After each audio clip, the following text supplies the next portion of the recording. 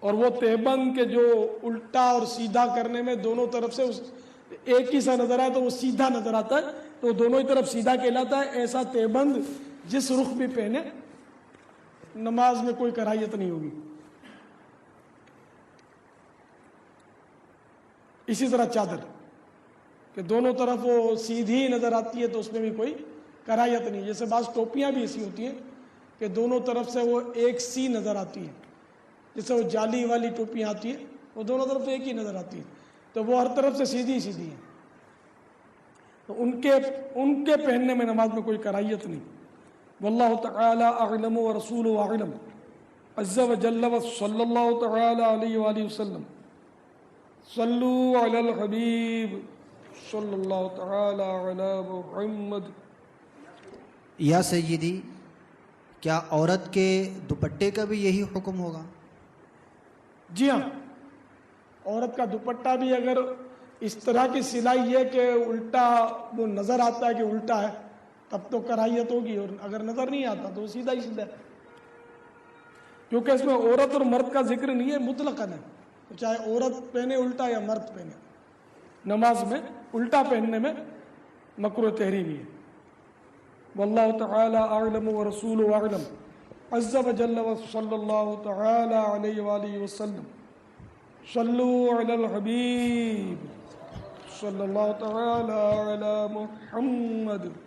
عاشق اعلیٰ حضرت امیر اہل سنت کی خدمت با کرامت میں عرض ہے کہ کیا کرتے کے بٹن کھلے رہ جانے سے نماز مکروہ ہو جاتی ہے؟ جی ہاں، کرتے کے گریبان کے بٹن اس طرح کھلے رہنا کہ جس سے سینہ کھلا رہے تو نماز مکروہ تحریمی ہے۔ ہاں، اگر نیچے کوئی اور کپڑا ہے جس سے سینہ نہیں کھلا تو مکروہ تنزیہی ہے۔ واللہ تعالی اعلم ورسولہ اعلم عز وجل وصلی اللہ تعالی علیہ وآلہ وسلم۔ صلو علی الحبیب۔ امیر اہل سنت کی بارگاہ میں عرض ہے، یہ ارشاد فرمائیں کیا تصویر والا لباس پہن کر نماز پڑھ سکتے ہیں؟ جی، نماز مکروہ تحریمی ہوگی۔ جاندار کی تصویر ہو، جبکہ جاندار کی تصویر والا لباس پہن کر نماز پڑھنا مکروہ تحریمی ہے۔ نماز کے علاوہ بھی ایسا لباس پہننا جائز نہیں۔ واللہ تعالی اعلم ورسولہ اعلم عز وجل وصلی اللہ تعالی علیہ وآلہ وسلم۔ صلو علی الحبیب صلی اللہ تعالی علی محمد۔ بانی دعوت اسلامی کی بارگاہ میں عرض ہے، کیا تصویر آگے یا پیچھے یا دائیں یا بائیں ہونے کا بھی کوئی فرق ہے؟ جی ہاں، نمازی کے سر پر یعنی چھت پر یا سجدے کی جگہ یا سیدھی طرف یا الٹی طرف جاندار کی تصویر آویزاں ہونا مکروہ تحریمی ہے، اور پیچھے ہونا بھی مکروہ ہے مگر گزشتہ صورتوں سے کم۔ اگر تصویر فرش پر ہے اور اس پر سجدہ نہیں ہوتا تو کراہت نہیں۔ اگر تصویر غیر جاندار کی ہے جیسے دریا، پہاڑ وغیرہ تو اس میں کوئی مضایقہ نہیں۔ اتنی چھوٹی تصویر ہو جسے زمین پر رکھ کر کھڑے ہو کر دیکھیں تو اعضاء کی تفصیل نہ دکھائی دے، جیسا کہ عموماً طواف کعبہ کے منظر کی تصویریں بہت چھوٹی ہوتی ہیں۔ یہ تصاویر نماز کے لیے باعث کراہت نہیں ہیں۔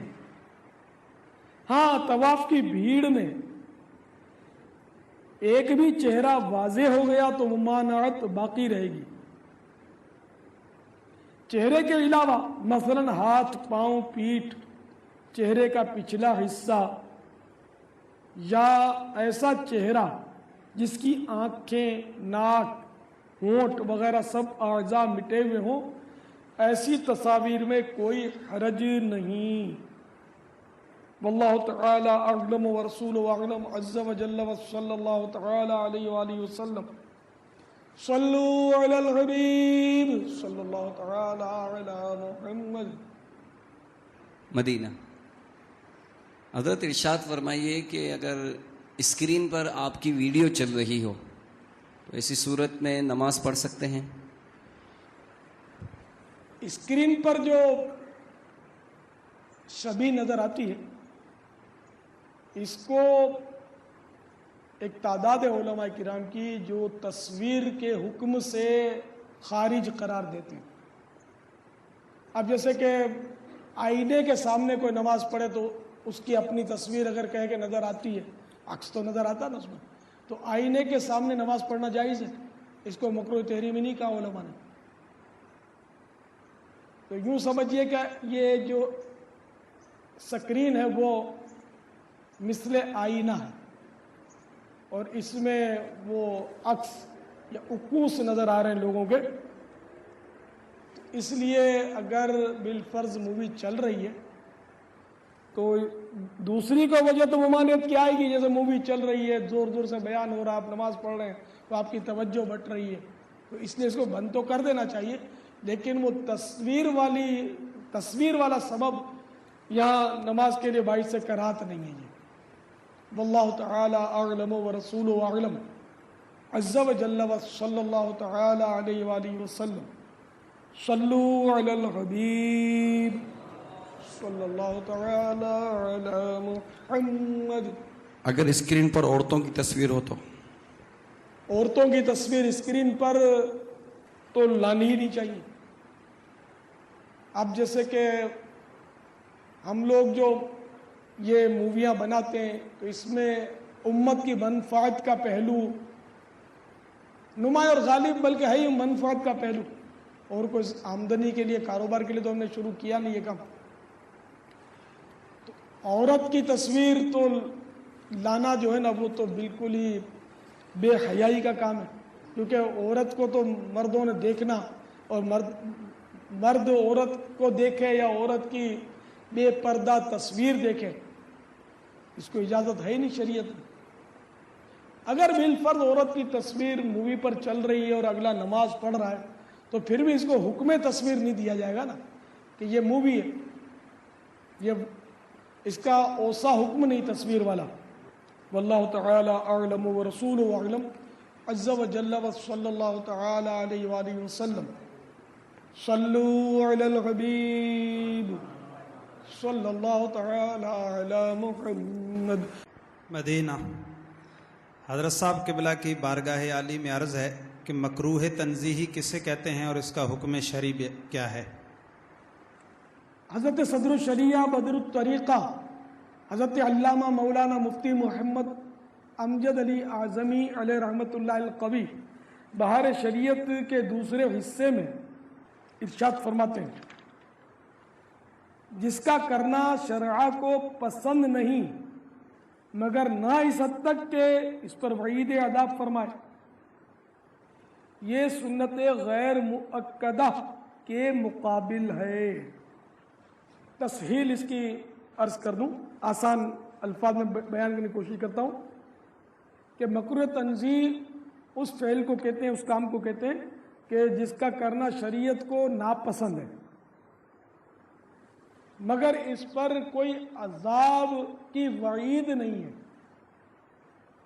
یعنی عذاب کی دھمکی نہیں ہے کہ اگر مکروہ تنزیہ کرے گا تو اس پر عذاب ہوگا، ایسا نہیں، اور یہ سنت غیر مؤکدہ کے مقابل ہے، یعنی یوں سمجھیے کہ سنت غیر مؤکدہ کا ترک مکروہ تنزیہ ہے اور مکروہ تنزیہ سے بچنا گویا سنت غیر مؤکدہ ہے۔ تو سنت غیر مؤکدہ کا تارک گناہگار نہیں ہوتا، اسی طرح مکروہ تنزیہ فعل کرنے والا، مکروہ تنزیہی کام کرنے والا گناہگار نہیں ہوتا، کہ مکروہ تنزیہ کا ترک جو ہے یہ ناجائز نہیں ہے۔ واللہ تعالی اعلم ورسولہ اعلم عز وجل وصلی اللہ تعالی علیہ وآلہ وسلم۔ صلو علی الحبیب صلی اللہ تعالی علی محمد۔